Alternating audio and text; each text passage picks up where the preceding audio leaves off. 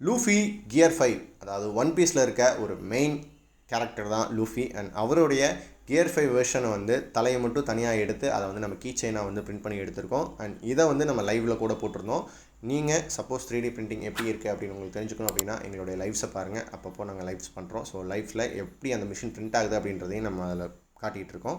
அது மட்டும் இல்லாமல் உங்களுடைய ரிக்வெஸ்ட் எல்லாத்தையுமே நம்ம அதில் ப்ராசஸ் பண்ணிகிட்ருக்கோம். ஸோ இந்த கியர் 5 வெர்ஷன் கீ செயினில் நம்ம வந்து மோஸ்ட் ஆஃப்லி ஒயிட் கலரில் பண்ணிட்டோம். அதுக்கப்புறமா ஸ்கின் கலர் அண்ட் டீட்டெயிலிங் ஒர்க்காக சின்ன சின்ன ஒர்க்ஸ் பண்ணி முடிச்சிட்டோம். ஸோ இப்படி முடித்தோம் அப்படின்னா நம்மளுக்கு சூப்பரான லூஃபி கியர் 5 கீ செயின் நம்மளுக்கு கிடச்சிருச்சு. அண்ட் உங்களுக்கு இதோட அவுட்புட் எப்படி இருக்குது அப்படின்றத மறக்காமல் கீழே கமெண்ட் பண்ணுங்கள். அது மட்டும் இல்லாமல் நம்ம லைவில் நிறைய கிவ்அவேஸ் வந்து கொடுத்துட்ருக்கோம்.